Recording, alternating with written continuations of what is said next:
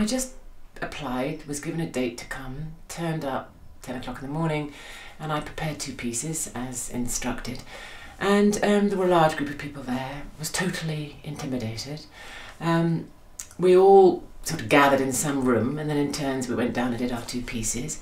And then we went back to the room, and I was sitting in this room, totally convinced it was, you know, a waste of time and a disaster. And there were some people there auditioning who had sort of, you know, satin trouser suits on and had come with their agents, and then one woman was having her back massage. She brought her sort of masseuse or something, and I thought, I am totally out of my depth and out of my league.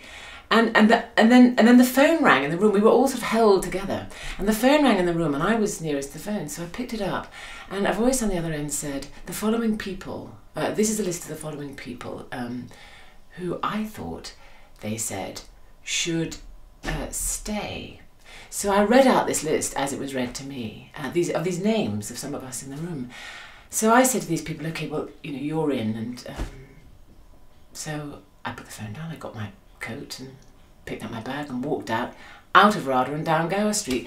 And then John, who was a famous doorman at RADA, who was there for decades, a huge great burly guy, came running down Gower Street after me. He said, where do you think you're going? So I said, well, I think I've been told to leave. He said, no, you haven't, you've been told to stay. So I came back in, and it turns out I'd given completely the wrong information. The list of people was the list of people being told to stay rather than leave, or leave rather than stay. Anyway, so really thanks to John the doorman that I made it through to the 2nd round that afternoon. Yes, I still draw enormously on my training at RADA. I had a number of wonderful teachers there. Daily, tonight when I play, I'm sure at some point I will do something, many things that I was taught at RADA.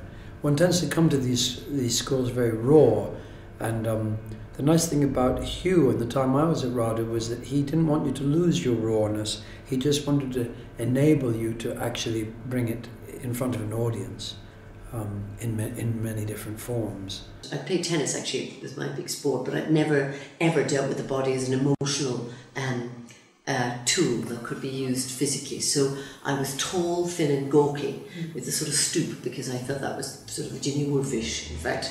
So I very quickly RADA tried to get rid of that stoop and to make you think with your body, which I think has been one of the most fundamentally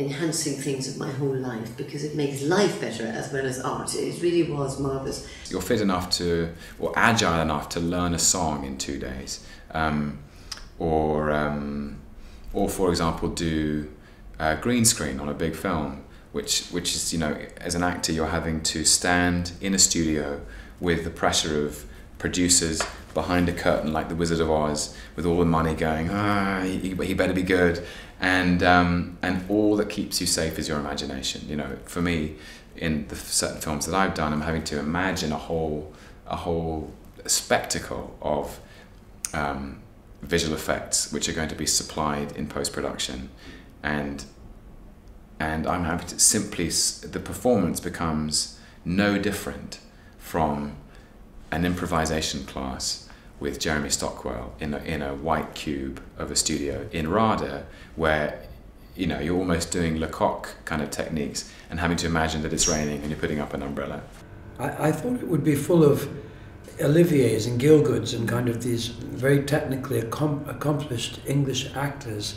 And actually the wonderful thing about it at that time, when the grant system was still around, was that it was full of a wide range of working class people who'd done very little theatre but had come and had a real gift at the audition. I was slightly disappointed because I thought it was going to be full of sort of offspring of very famous actors and lords and ladies, and I sort of got them and went, what, there's 5 of the Northerners? I thought it was going to be like some sort of, you know, novelty student, you know, and I was a little bit disappointed when I sort of went, what?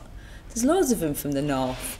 So yeah, I was slightly disappointed about that. I thought I'd be going having, you know, Christmas parties up in somebody's castle in the Highlands, or meeting Lord and Lady Suchbody, and actually everybody was from all walks of life, you know. And then we had people who'd been to university and done lots of reading of books, and sort of who were a bit older, a bit more life experience, and then people who'd just left school, and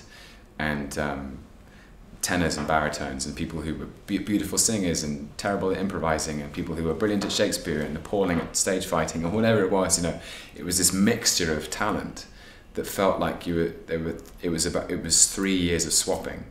Okay, so I'm terrible at this and you're really good at it, so how do you do that?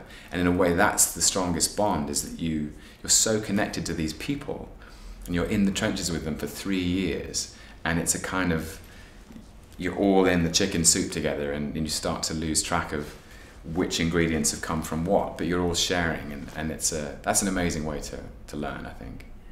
What I'm most impressed about RADA is the sort of work for the graduates then, you know, and the support then. You know, we had lots of classes that still came back to once you'd left. You don't feel abandoned. And even coming back to work on reception or work in the library, you know, you just felt you're part of a family, and you know, it wasn't right, well, you've left now and thank you. You still feel you know, the tentacles of RADA go out for years, you know, so. Please help RADA's training by giving to us during the Big Give Christmas Challenge. Between December the 6th and the 8th, you can significantly increase the value of your gift through a matched funding scheme operated by RADA's charity champion, ICAP. At a time of great change in the landscape of funding in higher education, RADA really needs your help to ensure that we can maintain levels of excellence in the training of actors, directors, designers and stage management. So visit our website at rada.ac.uk, or feel free to get in touch with our development team. Thank you.